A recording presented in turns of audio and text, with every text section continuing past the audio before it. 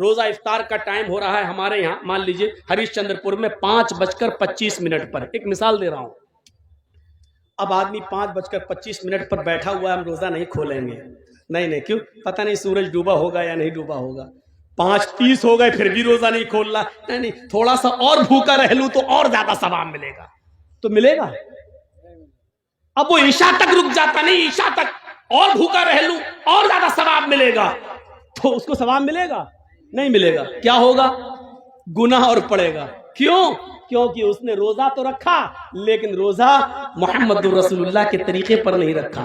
اللہ کے نبی صلی اللہ علیہ وسلم نے یہ فرمایا تھا کہ لوگ میری امت اس وقت تک خیر اور بھلائی میں رہیں گے جب تک کہ وہ روزہ افطار کرنے میں جلدی کریں گے۔ اب جلدی کرنے کا یہ بھی مطلب نہیں ہے کہ عصر کے بعد ہی کھول لو۔ جلدی کرنے کا مطلب یہ ہے کہ جیسے ہی 5:25 پر سورج ڈوبا آپ فوراً روزہ افطار کر لو، لیٹ مت ہوئیے۔ اب جرجیت صاحب کے ہاں مان لیجئے ہریش چندر پور میں 5 بجے سحری کا ٹائم ختم ہو رہا ہے صبح، جرجیت صاحب کی آنکھ لگ گئی، 7 بجے اٹھے، کیا ہوا یار سحری نہیں کر، اچھا کتنا 5 بجے سحری کا ٹائم ختم تھا، 7 بج گئے، 2 ہی گھنٹہ تو لیٹ ہوئے، چلو اب سحری کر لیتے ہیں، سحری 7 بجے کر لی، ادھر 5:25 پر افطار کا ٹائم ہو گیا، نہیں ابھی نہیں افطار کریں گے کیونکہ 2 گھنٹے بعد سحری کی تھی اس لیے 2 گھنٹے بعد افطار کریں گے، ادھر ہم 5:25 کے بجائے 7:25 پہ افطار کر رہے ہیں، ٹائم تو برابر ہو گیا نا، ٹائم تو برابر ہو گیا نا، لیکن یہ روزہ نہیں مانا جائے گا کیونکہ سحری کا ٹائم ختم ہو رہا تھا 5 بجے، آپ کو 4:59 تک سحری کرنا تھی، 5:01 پہ نہیں کرنا تھی، لیکن آپ تو 7 بجے کر رہے ہیں، آپ نے اصول توڑ دیا، ضابطہ توڑ دیا، نبی اکرم کا بنایا ہوا قانون توڑ دیا، اس لیے آپ کا روزہ قبول نہیں کیا جائے گا، چاہے آپ 7:30 بجے کھولیں، 8:30 بجے کھولیں، 9:30 بجے افطار کریں، لیکن نہیں مانا جائے گا کیونکہ روزہ رکھنا مقصد نہیں ہے، شریعت کی پابندی کرانا مقصد ہے۔ آئیے ایک اور چیز سے سمجھا دیتے ہیں ہم آپ کو۔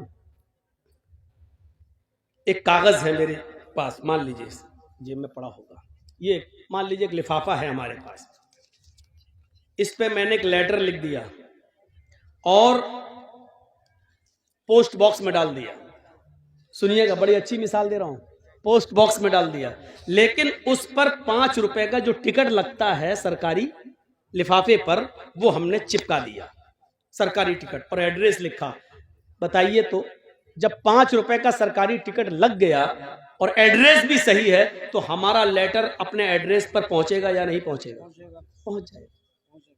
سرکاری ٹکٹ نہیں لگایا لیکن لفافہ ہم نے 1000 روپے کا خرید لیا، بہت خوبصورت ہے، ڈیزائن دار ہے، بہت اچھا ہے، کاغذ بڑا عمدہ ہے، اس کی قیمت 1000 ہے، اس لفافے پر ہم نے لیٹر لکھ کر رکھ دیا لیکن سرکاری ٹکٹ 5 روپے کا نہیں لگایا، تو کیا وہ اپنے ایڈریس پر پہنچے گا؟ نہیں پہنچے گا، اور پہنچے گا تو بیرنگ بن جائے گا، آپ سے وصول کر لیا جائے گا 10 گنا، نہیں پہنچے گا۔ کیوں؟ کیونکہ اس پر سرکاری مہر نہیں لگی ہے، سرکاری ٹکٹ نہیں لگا ہے، تو پتا چلا کہ 5 روپے کا سرکاری ٹکٹ لگ گیا تو پہنچ جائے گا، 1000 کا خرید لیا لیکن سرکاری ٹکٹ نہیں لگا تو نہیں پہنچے گا۔ اسی طریقے سے ظہر کی نماز 10 نہیں 12 پڑھ لو، 12 نہیں 12,000 پڑھ لو، مغرب کی نماز 5 نہیں 7 پڑھ لو، 7 نہیں 7,000 پڑھ لو، تراویح 8 نہیں 20 پڑھ لو، 20 نہیں 20,000 پڑھ لو، لیکن اس پر سرکار کی مہر نہیں ہے، یعنی جناب محمد رسول اللہ کی مہر نہیں ہے، تو وہ ہماری نماز اللہ کے یہاں قبول نہیں ہوگی۔ میرے بھائیوں، رکعتوں کی تعداد کا کوئی مسئلہ نہیں ہے، مسئلہ یہ ہے کہ اللہ نے قرآن میں کیا کہا ہے، ما آتاکم الرسول فخذوہ وما نہاکم عنہ فانتہوا، رسول تمہیں جو دے، جس نے ماں کو سمجھ لیا وہ سب کچھ سمجھ گیا۔ آج پوری تقریر میری سمجھ جاؤ گے اگر ماں کو سمجھ لیا۔ ماں یہ والی ماں نہیں جس کے پیٹ سے بچے پیدا ہوتے، یہ ماں نہیں، ما اتاکم الرسول، یہاں اس آیت میں جو لفظ ماں آ رہا ہے اس کو میں کہہ رہا ہوں، ما اتاکم الرسول فخذوہ، ماں کے 2 معنی ہیں، ذہن میں رکھیے گا، دماغ میں، مائنڈ میں، ماں کے کتنے معنی ہیں؟ یا اس جگہ 2، پہلا معنی جو اور دوسرا معنی جتنا۔ ما اتاکم الرسول کا پہلا ترجمہ کیا ہوگا؟ ما اتاکم الرسول، رسول جو دیں وہ لے لو، سنیے گا کیا مطلب ہوا؟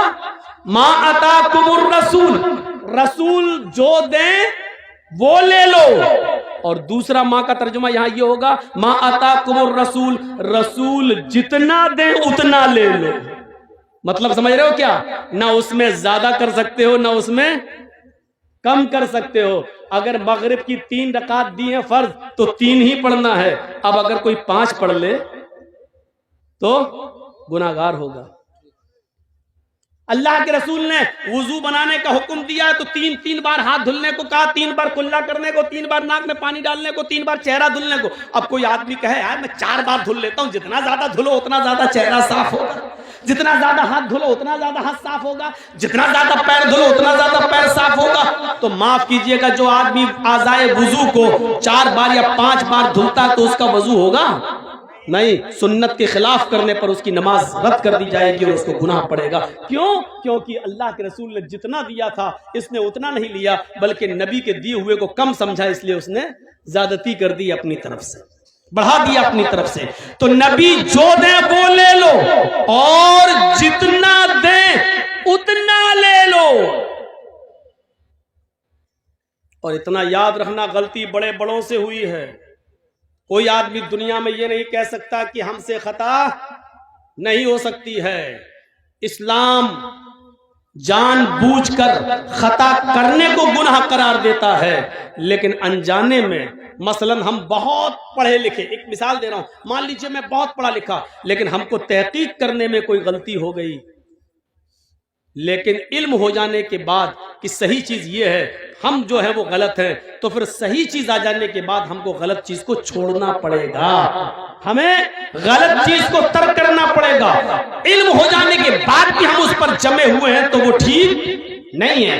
آئیے میں تمہیں لے کے چلتا ہوں ایک ایسے منظر کی طرف، آپ کو بڑی ہنسی آئے گی، آپ کو بڑا مزہ بھی آئے گا، لیکن مزہ دینے کے لیے اور ہنسانے کے لیے میں آپ کو تقریر نہیں کر رہا ہوں. یہاں آپ کو بخاری شریف کی ایک حدیث کا واقعہ سنانے جا رہا ہوں، لیکن اس واقعے میں یہ آپ کو تھوڑی سی مسکراہٹ آ جائے گی. 2 قدیم صحابہ ہیں اور سفر کر رہے ہیں. ایک کا نام ہے حضرت عمار اور ایک کا نام ہے حضرت عمر. عمر فاروق کا تو نام بہت اچھی طرح جانتے ہو، اور عمار کا بھی نام جانتے ہو کہ حضرت سمیہ کے بیٹے ہیں عمار. وہ سمیہ جن کو شرمگاہ میں نیزہ داخل کر دیا گیا تھا اور اسلام میں پہلی جو شہید ہوئی تھی خاتون وہ. اب سن لیجیے آپ میری بات، اب جس کا پیشاب لگ رہا ہو اس کو بھی روک لو، یہیں پر مت جانے دو. یار یہ بار بار اٹھ رہے ہیں میرے سامنے. اصل میں بات یہ نہیں ہے، میرے سامنے اٹھنا غلط نہیں ہے. ایک بار حیدرآباد میں تقریر کر رہا تھا تو کوئی میرے سامنے سے اٹھا تو میں سمجھا پیشاب کرنے جا رہا ہے.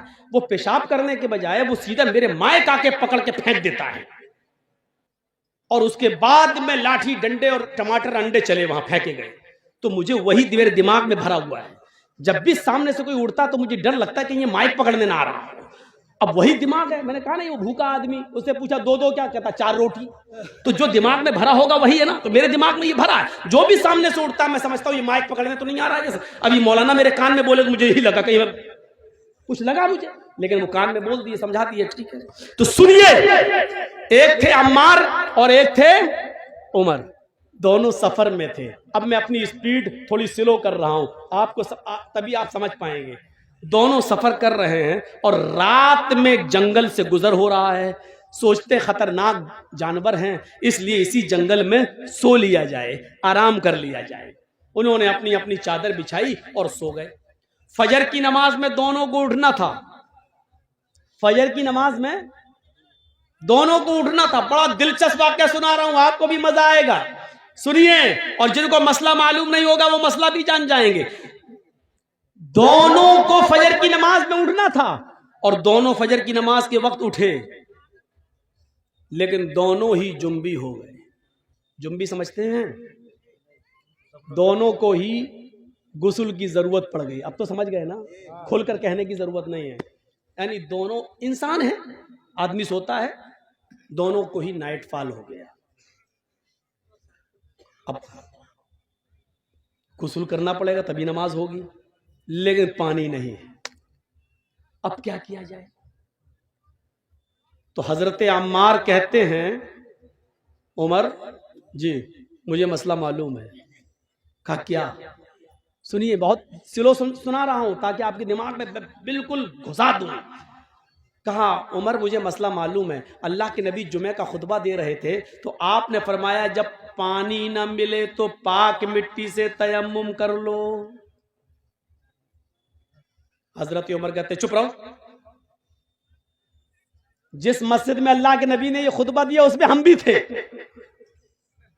آپ نے یہ بات کہی تھی کہ پانی نہ ملے تو تیمم کر لو، لیکن وہ وضو کے لیے کہا تھا، غسل کے لیے نہیں. ہم کو وضو کی ضرورت نہیں ہے، غسل کی ضرورت ہے.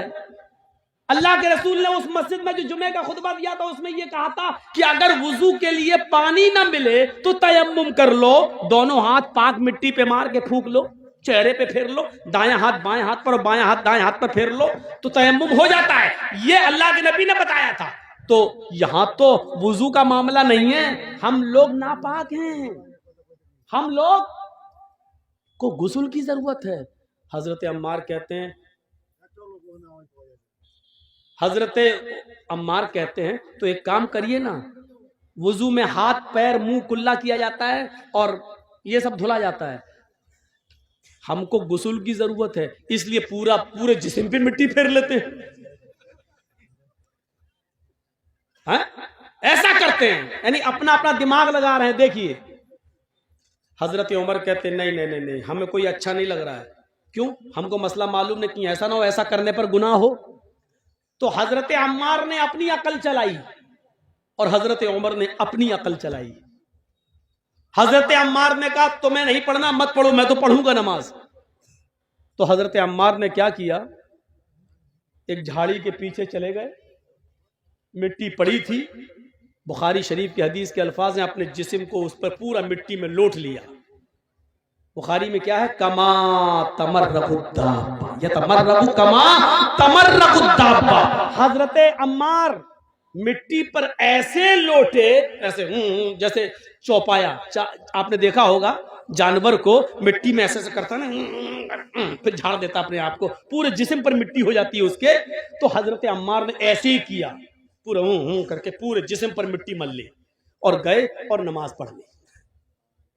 حضرت عمر دیکھ رہے ہیں، انہوں نے نماز نہیں پڑھی. حضرت عمار نے پڑھ لی. حضرت عمر نے کہا پتہ نہیں صحیح ہوا کہ غلط. نہیں انہوں نے اپنی عقل دوڑائی، نماز نہیں پڑھی. شہر میں گئے، صبح سورج نکلنے کے بعد پانی مل گیا اور جیسے ہی پانی ملا تو حضرت عمر نے سب سے پہلے غسل کر کے فجر کی نماز قضا کر لی، پڑھ لی. اس زمانے میں موبائل کا دور نہیں تھا. دبایا، ہاں جرجی صاحب ذرا بتائیے تو. معلوم ہے رات کے 3 بجے لوگ ہمیں پریشان کر دیتے کبھی، اس لیے موبائل بند کر دیا. 3 بجے پوچھتے ہیں مولانا صاحب فلاں ہاسپٹل میں میری بیوی ایڈمٹ ہے. اچھا، اللہ تعالیٰ نے ابھی ایک بیٹا دیا، کیا نام رکھوں؟ ارے بچہ آج پیدا ہوا ہے، کبھی نے 7ویں دن نام رکھنا ہے، تجھے ابھی ضرورت کیا تھی؟ صبح پوچھ لیتا. رات میں 3 بجے فون کرا، کیا نام رکھوں؟ تو یہ پریشان کرنے والے لوگ بھی ہوتے ہیں. 3 بجے فون کر رہے ہیں، کہا ارے مولانا خوشی تھی اس لیے بول دیا. تو بولو نا مولانا صاحب ہمارے بچے کے لیے دعا کرنا، اللہ تعالیٰ نے چاند سا بیٹا دیا. یہ کیا نام 3 بجے فون کر رہا ہے؟